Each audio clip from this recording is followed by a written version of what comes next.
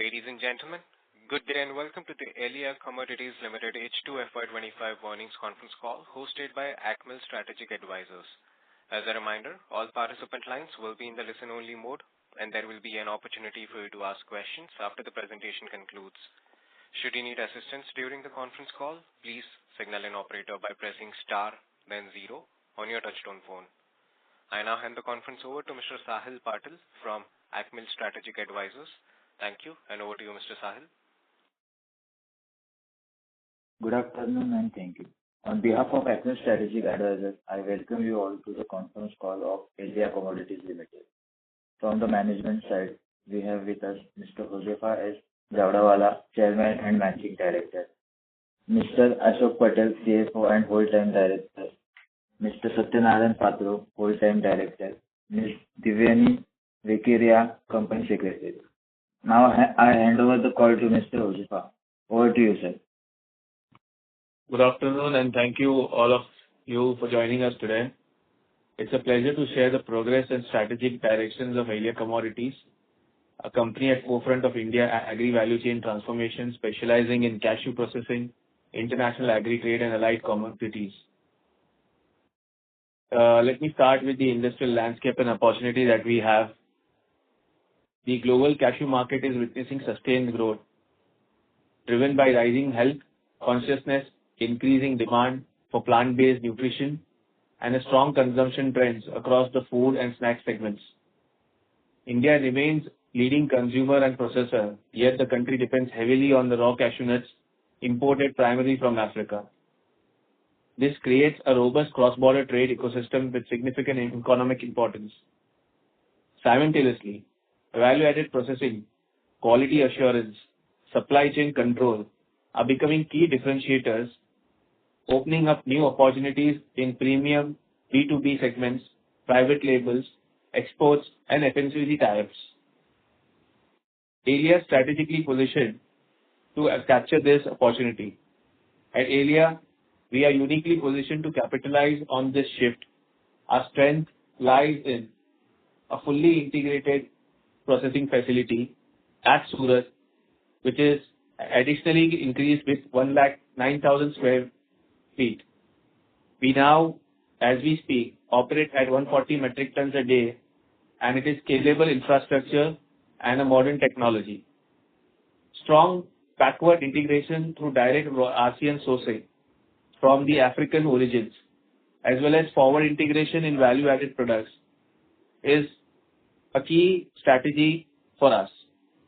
A premium domestic and international client portfolio, including the likes of premium snack brands like Haldiram, premium ice cream brands like Amul, Bikanerwala, Star Bazaar, Japson, Farmlay, Reliance, all of these contributes to our growth strategy. Let me come to the financials of FY’25 and performance and the outlook. In FY’25, we achieved a revenue of 182 crores with an EBITDA of 8 crores and a PAT of 1 crore. Despite working capital intensity inherent in the agri-commodity trading, this reflects our operational discipline and growing market traction. As India's organized food retail and snack segment expands, the global buyer seeks reliable, high-quality supply chains. Aelea stands to benefit immensely. We are focused on enhancing our sourcing networks, entering new export markets, and deepening the relationships with food majors and private label partners. I would now like to open the question from any of the investors, please. Thank you very much. We will now begin the question and answer session. Anyone who wishes to ask a question may press star then 1 on their touchtone phone. If you wish to remove yourself from the question queue, you may press star then 2. Participants are requested to use handsets while asking a question. Ladies and gentlemen, we will wait for a moment while the question queue assembles. Again, to register for a question, please press star then 1.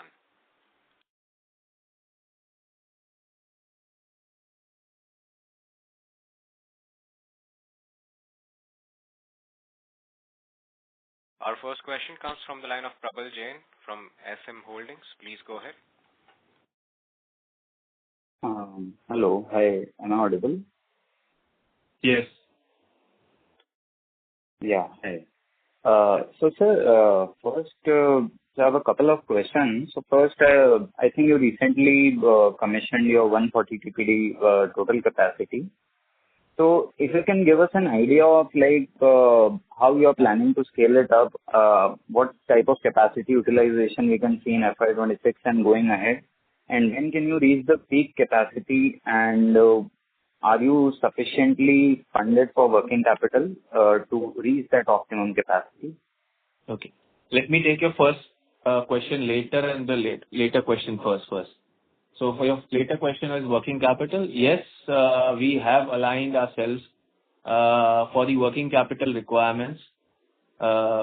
We have major multinational and international bankers in our portfolio. Along with that, we have India's premium first-class private lenders that we have associated with. The second part is on the capacity utilization. As we have already informed in the exchange that we have commissioned in the end of May the entire plant. As of now, we are ramping up, and it takes roughly 15 to 20 days to come to the complete utilization of the capacity. At 140, we are very clear that by July first week, we should be working at 140 metric ton capacity. That is basically the rated normal capacity that we will be working at. Oh, wow. So just trying to understand more here, sir. Since you'll be directly going from 140 to 140, so I mean the output. Do you have confirmed orders for such high level of produce that you'll be having, or would that be stored as an inventory for now and would be gradually sold off? Typically we never had a problem of sales. Let me put it this way. The advantage with Aelea has always been that, we have been dealing with the right kind of buyers and across the segment buyers. Let me just put it in a different perspective. Cashew is a very versatile nut compared to any other nut. We eat it as snacks. We have it as in ice creams. We do have it in sweets, and we do have it in gravies. So if the summers are peak, then you have a lot of ice creams that puts the consumption more. And we do have customers of that class as well. If we have festivities, then the sweet consumption increases, and we do have customers of that category as well. And snacking is a regular option. It increases during the Diwali season and all. The people would look at coming up from July, the middle wholesales and bulk wholesalers to put in the inventory at their level. So we do not see a challenge on sales side. Yeah, the trajectory is different right now because the inventory, the price from a commodity perspective is on a downward trajectory, and it will slightly caution the supply chain altogether. But it doesn't affect us purely because we are always into back-to-back trade. Okay. Noted. Sir, another part which I wanted to understand is about your entire supply chain because because you, I think 100% import your raw materials from Africa and then you sort of process it, then you sell it here. So wanted to understand what are the typical ways, how do we look at your end-to-end supply chain, in terms of the variation of cashew prices and what type of contracts do you have with your suppliers from Africa, and what factors is your supply chain dependent to? See, there are three primary models of buying the... And also payment terms, if you can help me with, end-to-end payment terms of right from your suppliers to when you receive from your end customer. Sorry to interrupt. Yeah. Sure. So there are three ways of buying raw cashew nuts, except for the fact that, you buy the local cashew as well, because around 40% of the India's overall raw cashew nut demand is met by the local crop. So 60% I'm talking about right now. On the 60%, you have three models which you can buy from. One model is that you buy purely when the ship has just sailed from the origin, and you put your working capital in the entire transit as well as clearance, and then you come and process it. Second model is that you buy near to the arrival at the port, and you buy it from an intermediate trader. And the third model is basically after the landing that you buy. Now, it's a very delicate balance that we follow here. One is that how much you need to process. Second is when do you buy and how much the working capital cycle will increase from. And what is the sales side of it? Because we do not want to buy unless we are covered our sales for the additional quantity. So we always look at a replacement logic rather than anything beyond. We don't buy ahead and keep it, or we don't sell ahead and keep it. It's always back to back. And between the three models, supply is always available. Now, this also covers the payment terms, because as soon as you buy and the documents are in your name, the payment needs to be made. And in some other cases, yes, you also enjoy the credit from the suppliers up to 90 days. Okay. And then once you have the kernel, so I mean, typically you process it and you give. So, what kind of payment cycles you get from your customers?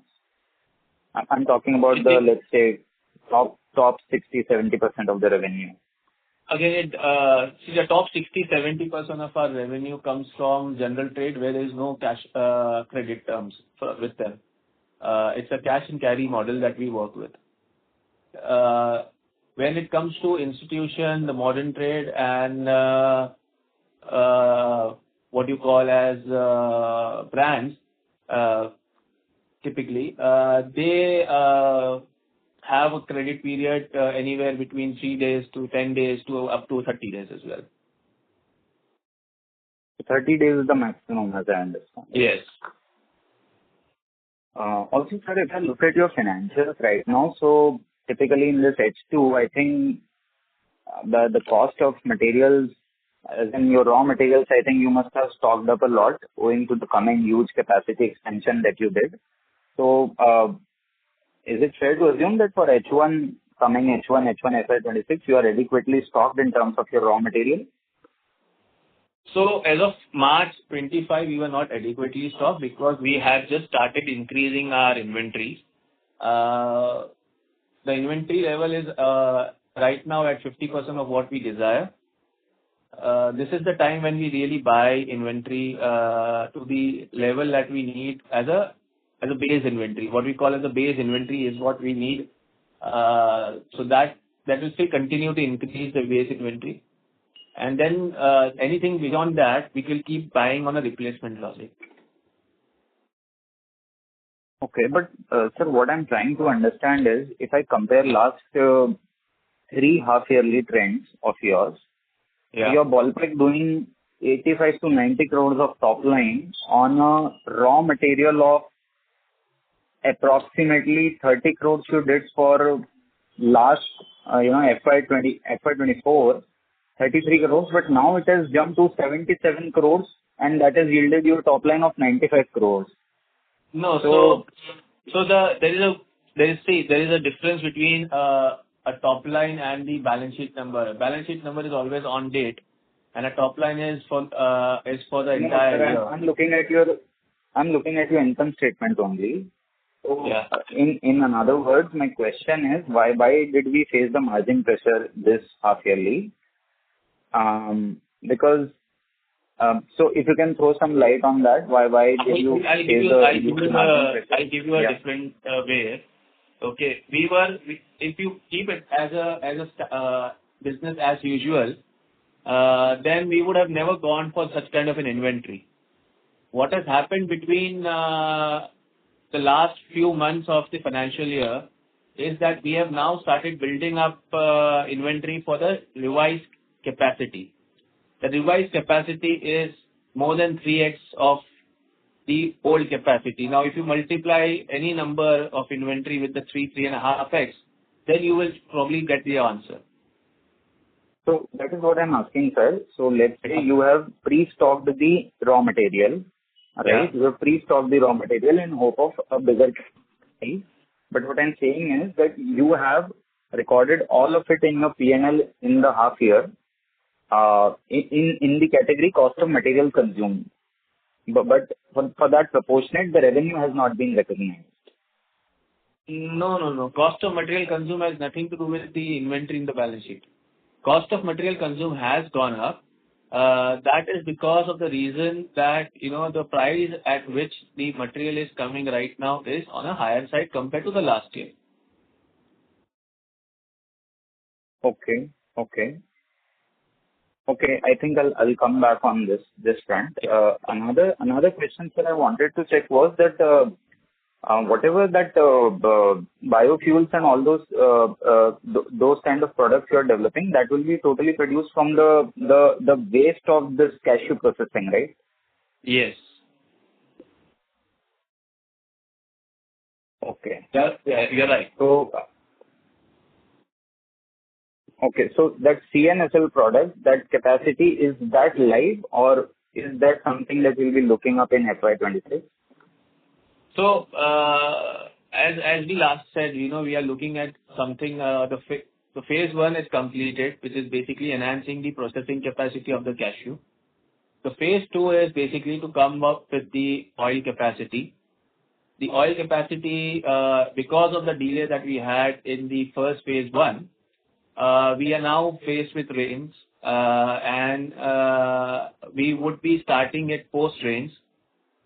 And that will, we are trying to expedite that and complete it before FY'26 closing. Great. So final question, because now you are ramping up the capacity and all those things. So what kind of guidance would you like to give for FY'26 and going ahead?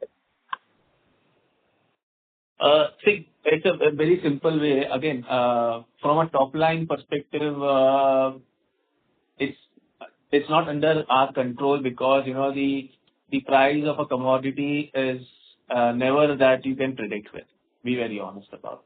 But as a processor, we are always about having our margins in the processing capacity. Yes, you have a certain time in a phase there where the margins can be negative also, purely because you are doing a significant jump in the business, and that's what has happened in the last H2 of the financial year that we closed.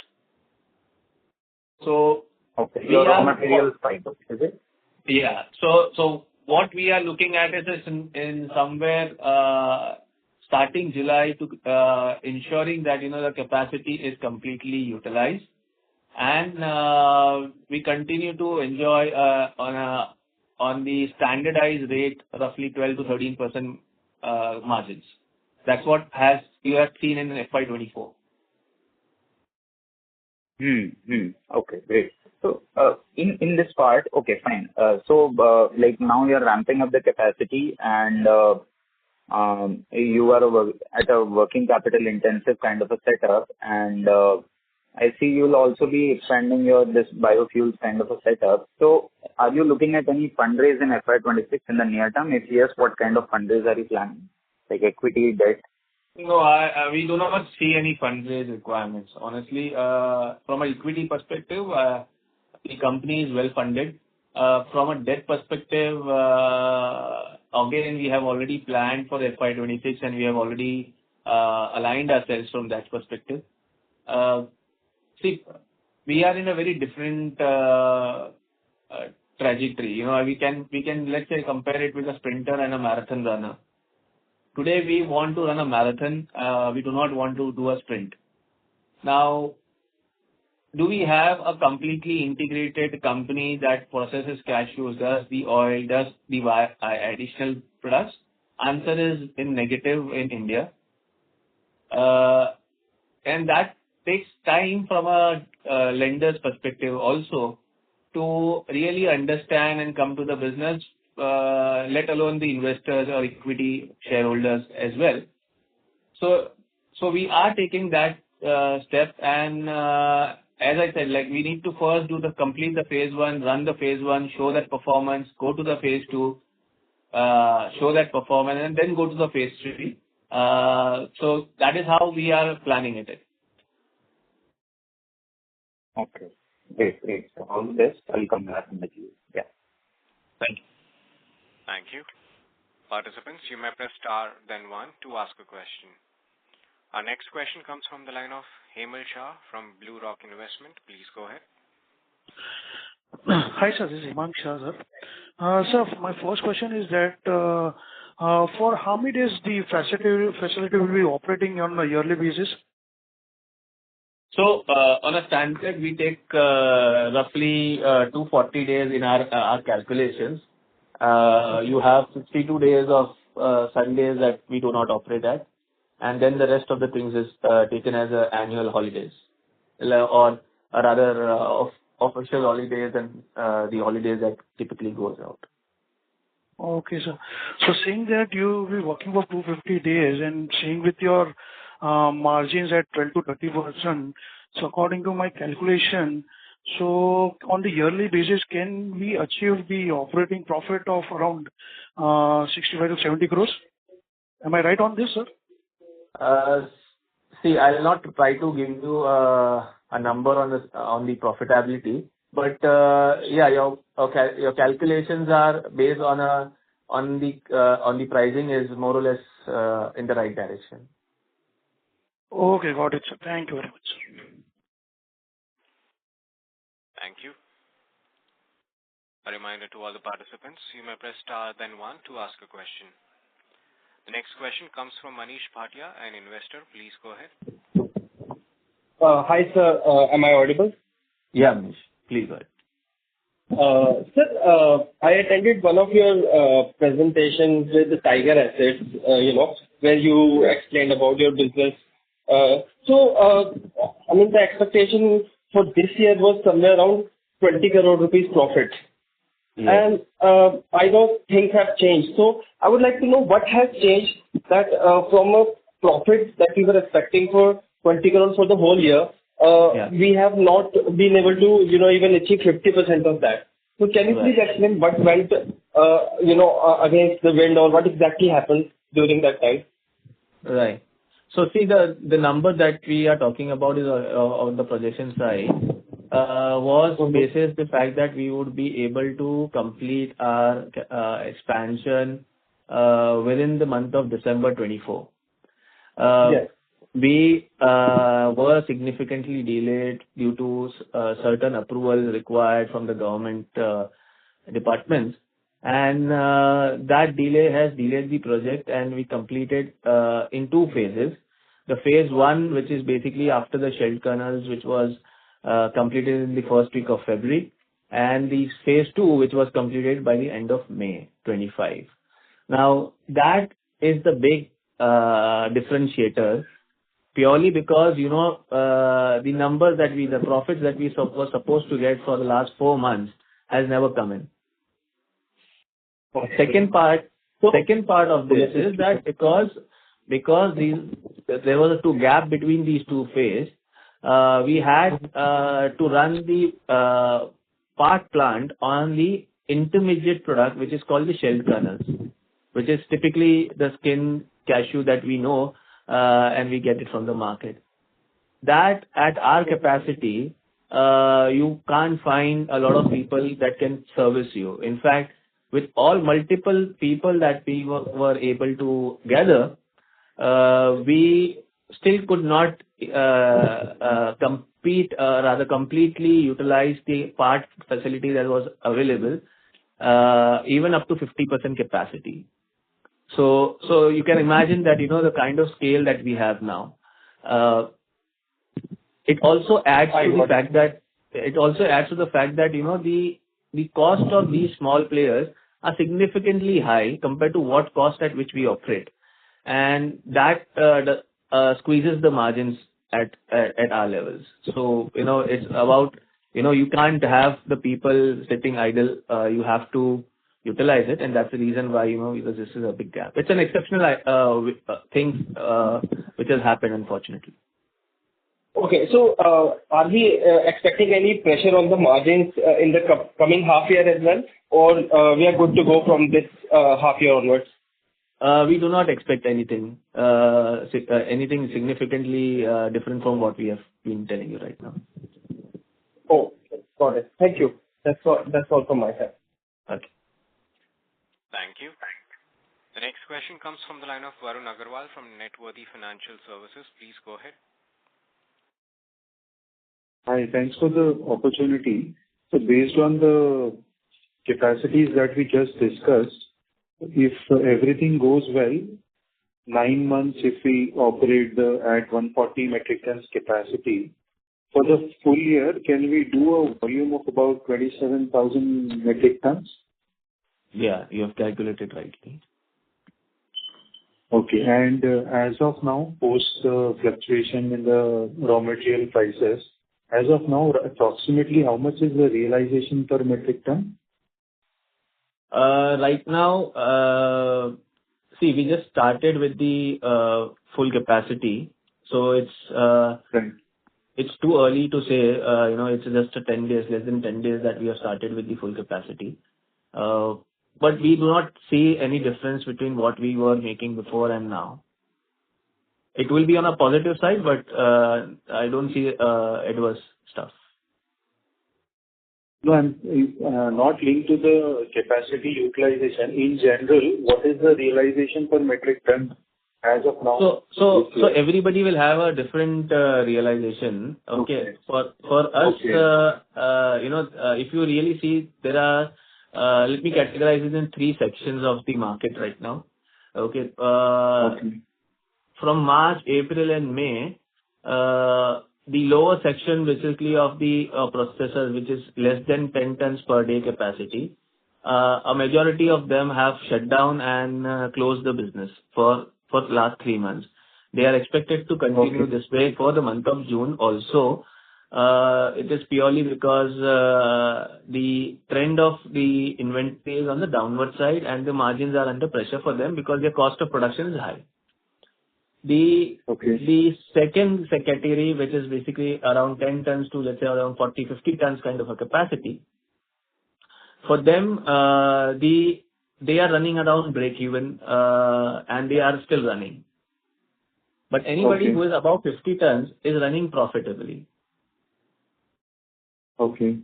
Yeah. So this is a time when, the inventory, this is once in 5 years kind of a situation where, the market do correct steeply, and in anticipation of further corrections, the entire value chains shrink, as well as people start to defer their purchases. Understood. So if I put it in a different way, let's say H2 we have ended. So in H2, what was our average realization per ton? In terms of top line? Yeah, the sale price per ton or realization per ton. Sales price per Just a ballpark. Sales price per ton, again, we calculate basis on the RCN level, raw cashew nut input level. So realization would be in range of 125 to 126 rupee per kilo. Okay. And we had some impact of the bad debts which were written off. Going forward, do we also have some write-offs which can happen in FY'26? So if you would have read our prospectus, there was a company called Satpura Sahakar, sugar factory, we had a 7.55 crores in total that was receivable from them. We during the year close by, we had received 1 crore 5 lakh rupees from them.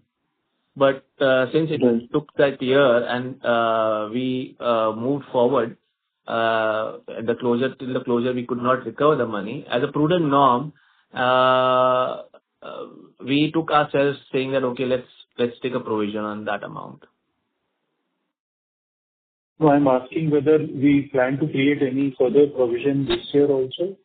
We do not expect any provision. From a case perspective, we are very strongly to recover this money back. So this provision may get reversed as well. Okay. And is there any way where we can do some hedging to protect against this raw material volatility? No, there is no hedging, electronic hedging available. The way we do it basically is that we once we have reached to our base inventory, then we basically continue buying basis of how much we sell. So it's a replacement logic. So that's the way we work. So what I understand is whatever inventory loss has happened, that has happened for the base inventory, because above that you are doing back-to-back orders. Yeah, it's an exceptional thing because we have increased we are trying to increase 3.5 times, Yeah, your base has gone bigger now. Yeah.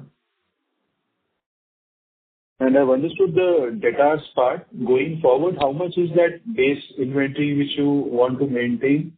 Any ballpark number? Ideally, it will be around 75 to 80 days of production. That will be in between the raw material, the intermediate product, and the finished goods. Finished goods, hardly we keep it, but 7 to 10 days. But intermediate is a big inventory, which is WIP kind of a situation. And how much would be our capex spend for this year, FY'26? This will be phase 2 that we have already given. 12 crores is the estimate. Okay, and how do you see the raw material trend in this year? What is your thinking? It is in a corrective trajectory right now. Raw materials are, as I said, that is the reason why a lot of people have kept their small timers have kept their factories as closed as well. Do you see that already bottomed out, or there can be further downside? Oh no, there can be further downside. But it may not be very significant now because, you are sitting in month of June, and from July, the people starts buying for the festivities. Yeah. Diwali. Yes. Yeah. So it is near to bottom, if not bottom. Yeah. Okay, just one last question. This drop which we have seen this year, looking at the last history of 5-10 years, is this level of raw material one of the least, or how is it? I mean, I don't, just from overall perspective. I did not get your question only. Suppose we leave aside this year, last 5-10 years trend as you've been into this industry, this drop in raw material is one of the steepest drops, or this is pretty common every year?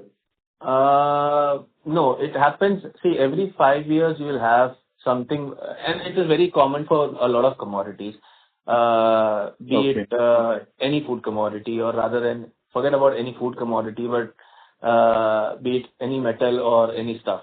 It has its trend of uprise and downside thing, and this is basically a nature of this commodity as well. So the year when you have, but you have to understand, this is a very different commodity. This is a tree nut. A tree is planted and then it gives fruits for next 40 years. So one year, if the tree has not given enough fruits, the next year the situation will not be the same. Okay, so it does happen every 4-5 years that a year will come when the tree has not performed to give the same amount of fruits, and that's the reason why the demand is more and the supply is less. And the year when it normalizes, okay, it corrects to the normal level, and the year when it has a bumper, it will further correct as well. So you will have that three angles to manage. Okay. And as I said previously, that we do not try to gauge ourselves as to what is the situation, but we try to remain as near to our selling and with the buying, and the buying to the selling. Got it. Thank you for hosting the call, and wish you all the best. Thank you. Thank you. The next question comes from Siddharth Gandhi, an investor. Please go ahead. Hello, sir. Firstly, congratulations on the commissioning of the plant. Thank you. My question was regarding again the H2 that we had, right?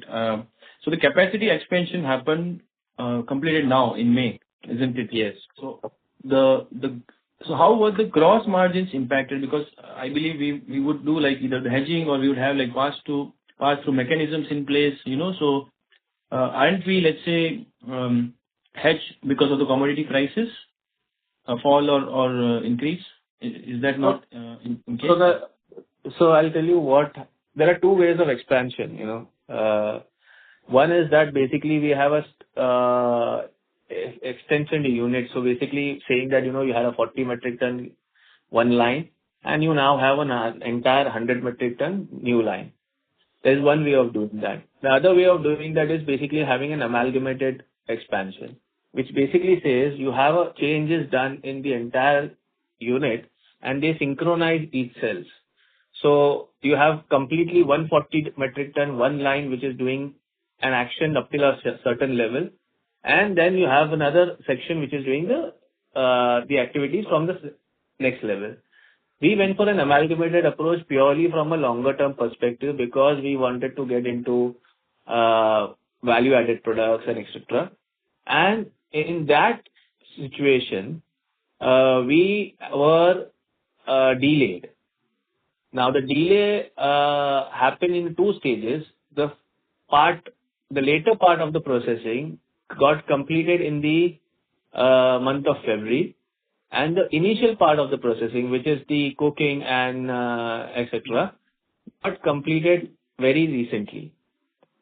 Because the earlier part, the first part of the processing, which is the cooking and shelling, was not completed, we were to buy from intermediaries, which is basically processors also, and then process it further, and that actually impacts significantly to your margins.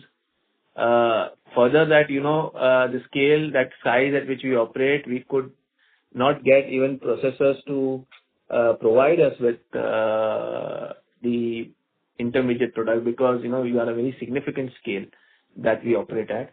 And add to this that, the market, since, as I said previously, that from the March, April, May, even up till June for now, up till 14th of June, some areas have kept the factories shut down because for these small processors, it is not viable in the downward trajectory of the commodity prices. Right. So even in the H2, we expect like at least half the H2 we will have that same impact that we had in the half of the H1 we will have the same impact that we had in the last year H2. So we would have the impact till the May. Yes, we would have some impact till May.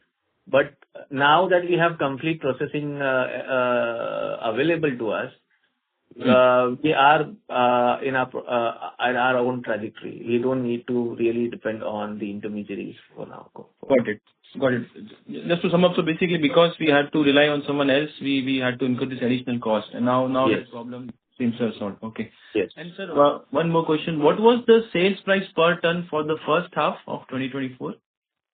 Because you mentioned 125 for the second half, I think. What was it? The first half, if you can recall. It was around 98 to 99 rupees. Okay, it's a good jump. Okay. Yeah. Got it, sir. And I think you mentioned this 12 to 13% margin. That's on the RCN yes. processing, right? Yes. Yes. And we also have this trading business. How big do you expect that going forward? So one is the cashew processing, one is the agro commodity trading, right? What would be the share of that? See, trading side of it, we are not into trading per se. The way we do this is purely to keep ourselves aware and to engage in the products that we look at from a future perspective. The future pipeline of the products, food products that we want to go into processing for. They may be on a standalone being taken care of, or it may have some value of integration with the existing cashew business as well. Right. So we do not really have a guidance per se on this, because we really don't aspire to do too much of trade. Got it. Okay, sir. That's it. Thank you so much. Okay. Thank you.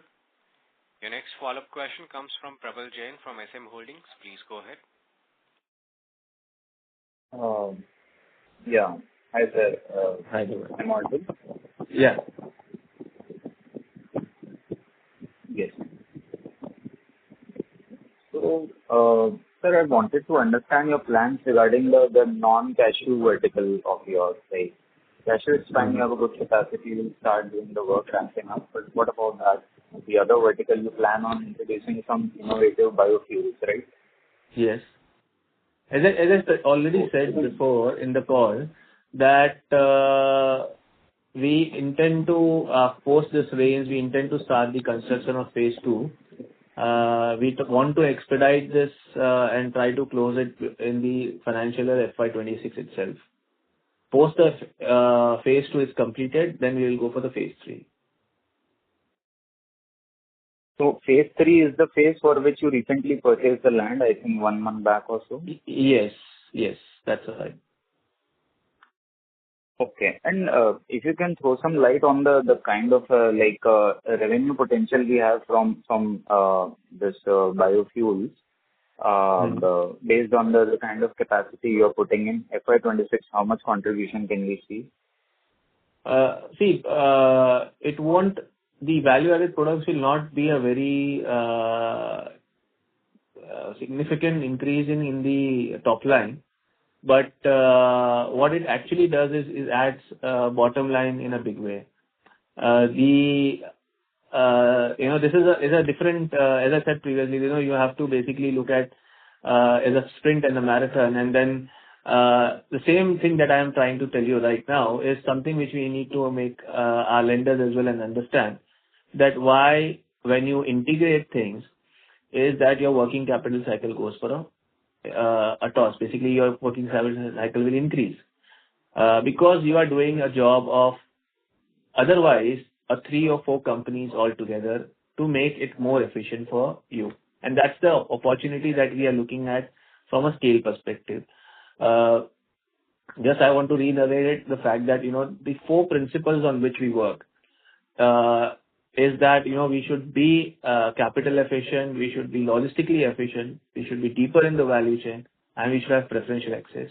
And that's the reason why, 3 key reasons why these all are so strongly correlated in the strategy for the cashew business that we have, that we need to do this integratedly.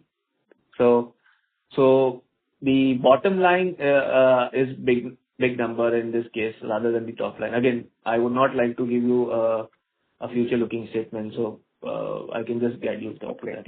No issues, sir. Just wanted to understand more on the kind of products you are planning to produce. So from the cashew kernel waste, you are planning to produce a series of products. So, I mean, are there any incumbent players in India, like previously what you were doing? Were you selling off these waste which will now be utilizing to some other players? Are there such players? Yes, they are. So a lot of people have a different way of working. Some people do buy the cashew shell, process the oil. That oil is processed further by someone else into their products. But there are some unique that we have. the unique that we have is basically that conversion of that oil into biodiesel and conversion of that de-oiled cake into a high calorific value charcoal. That's our uniqueness. From a process perspective, what is unique for us is basically that entire process is done in a single pass. You put input and the output comes out at one straight. You do not have to go through a multiple processes or other multiple activities. That's the uniqueness that we have. Okay. And so just along the same lines, if I try to understand, since you'll be producing these previously it used to discard as waste, you'll be producing this now, and it's going to be bottom line accretive, right? We are going to see not immediate in the immediate future, but maybe 1 to 3 years down the line, we are going to see your profit margins expand from here, right? Right. And this 12 crores provision which you did last year, how you said that we are trying to get it back. How confident you are of recovering this amount in H1? It is not 12 crores. It was 6.5 crores, which is as of now, as of March, outstanding. See, we are confident purely because we are the debtor here has significant assets available for in case we have to go for liquidations of the assets. And secondly, that we do not have any ambiguity in our debt. It is well, acknowledged by the fact that by the High Court as well and by the debtor as well that it needs to be paid. So there is no ambiguity in our debt outstanding, and there is significant assets available with the debtor. It's all about how much the pressure that it gets created on the debtor. Okay, noted. And sir, one last question. Have you explored any, since you are going into a waste to fuel recycling and sustainability kind of thing, any EPR credits or any EPR sort of a revenue potential do you have potential going down the road? Brother, you have hit the low point for me. Honestly, so you don't have it. Honestly, it's unfortunate for us right now that we do not have an active carbon credit market in India. This our entire strategy is about being sustainable. That's basically at the core of us. And if we really evaluate what we are doing, and there is availability of carbon credit, it is a very big opportunity for us, honestly. But again, as of now, it doesn't exist. The government is doing its part in reviving this carbon credit market. We are hopeful that someday we will have this carbon credit market available to us in India, and then that's where we will be able to encash the advantage there. Okay, great. And just now on the Concall, I heard someone mention about value-added products. So is there anything what kind of VAP products are you looking at, like maybe packaging of cashews only or something else like? See, I'll tell you, the way we see cashew is not only as the cashew that we know that we eat. We cover the entire value chain into the 4 segments that we have, which is the feed, food, fuel, and fertility. Now, each part of the seed has to be covered under different aspects. Now, let's say we talk only about cashew on a food side of it. So we are already processing cashews right now. We are looking at, you already probably have seen flavored cashews in the market that is also available.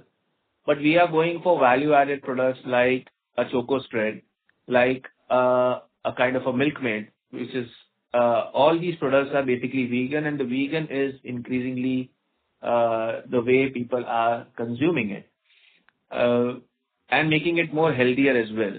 So for people like lactose tolerance guys, allowing them to really have that in a healthy form. So these are products which are under pipeline. It should be soon launched. What kind of market we will be able to capture right now, it's too early for us to give you any kind of an understanding on that, because it's basically the initial steps, because we are the ones which basically are the first movers, Great. Congratulations. All the best. Yeah. Thank you. The next question comes from Dinesh Kulkarni from Finsight. Please go ahead. Hello, sir. Am I audible? Yeah, Dinesh. Yes. Sir, actually, I may joined a few minutes late, so may have missed it because you might have already discussed this. I know currently, a lot of things are happening in the company and, projects and stuff like that. Will it be possible for you to give, 3 years from now, where do you see in terms of revenue, margins and capex for the company, with the current projects in pipeline?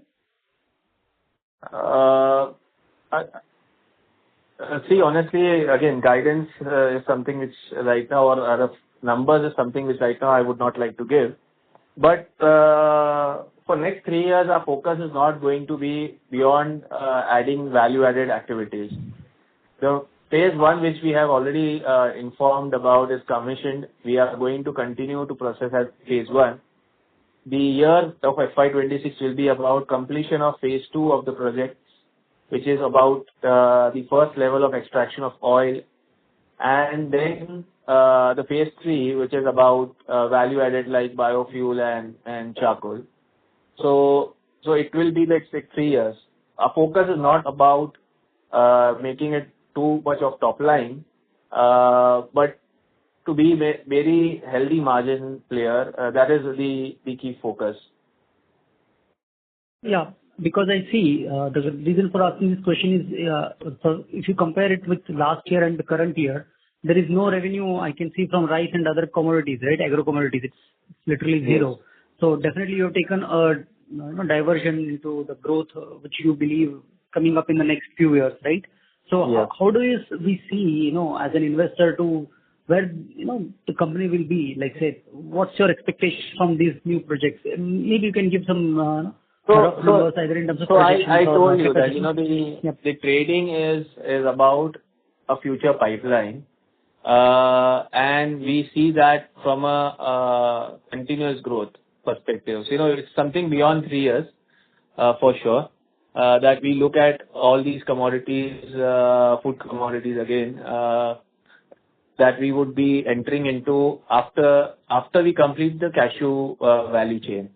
And as I've already mentioned, for next 3 years, we do not see again any kind of a capital raising activities and all those stuff, purely because we are confident enough of the internal accruals able to meet all the capex requirements.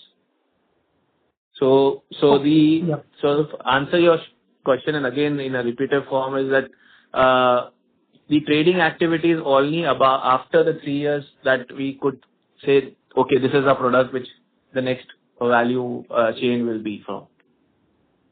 Okay, sounds good. So are you seeing any, competition coming up in the cashew segment? It's a very, I would say there are more than 2,500 processors in India who processes cashew. Okay. Whether you can become a competition or not, we really don't know.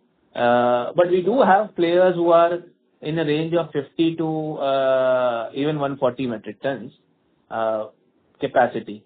Now, tomorrow, if that person really wants to raise the capacity, will it be in a direct competition? Probably no, because we do not have a significant, we are not even a big market share player. At our capacity, we would be less than 3% of the market share.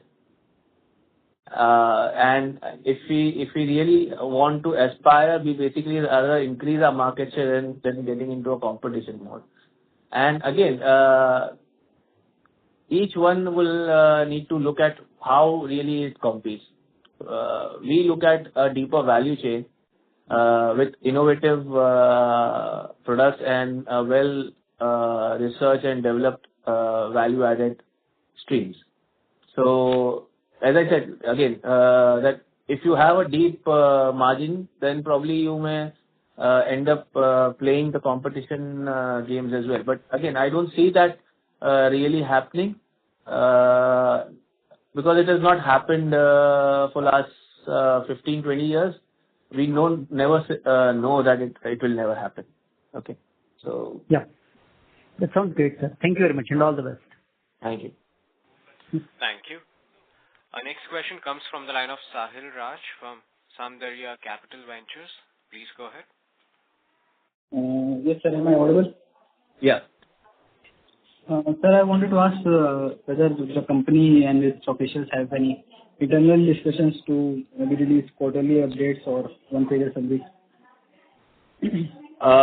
We are striving towards engaging with the investors on a much frequent intervals, honestly.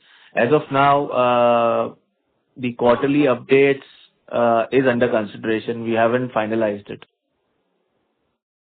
Okay, sir. And the banks that you have mentioned are ready to provide you working capital limits. So at what rates are those limits?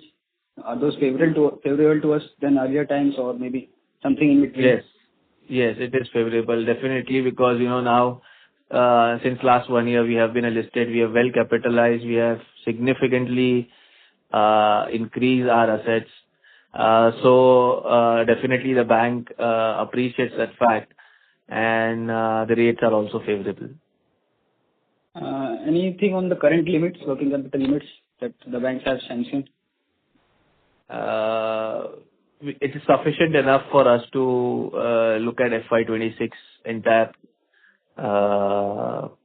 working capital requirement. That's already something which I have already communicated. We have a just to give you again back, we have a pool of multinational banks with us, as well as top class private lenders in India. We are also you can see our debt profile from CRISIL as well. We are already rated as BBB stable. Yes, yes. All right, sir. Those are my questions. Thank you. Thank you. Thank you. Next question comes from Nikesh Saria, an investor. Please go ahead. Hello. Yeah. The realizations, did you say the realization of 125 to 127 per ton? Is that correct? Yes, that's for H2. Okay.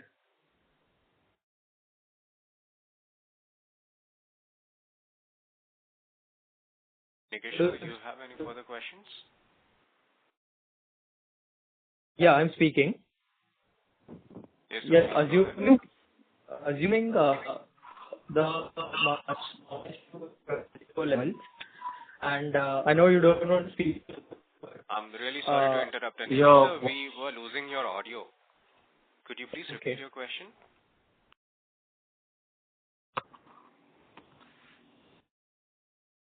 Hello. Am I audible? Hello. Hello. Yes, sir. Please go ahead.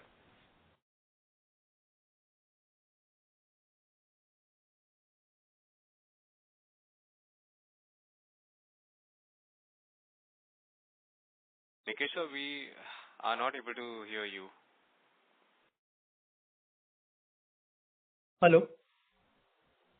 Yes, sir. Yeah, assuming our margins normalize on an FY'24 base, and our capacities are also going up by 3.5x. So theoretically, can our bottom line also go up by that much? It is again on the capacity utilization basis that we make margins. So I'm not sure how are you looking at the bottom line per se. If we are definitely having an additional capacity at 3.5x, yes, we will have an absolute value of profitability that will also be in a similar trajectory. Okay. Thank you. Thank you. Our next question comes from the line of Maitri Shah from Sapphire Capital. Please go ahead. Yeah, hello. Am I audible? Yeah. Hello. Yeah, so just one clarification. One of the previous participants asked you if we could have operating profits around the 6.5 to 7 crores. Is that what I heard right? No, I don't know exactly your question. So I think a previous participant mentioned that we'll have operating profits in the range of 65 to 70 crores. Is that for FY'26?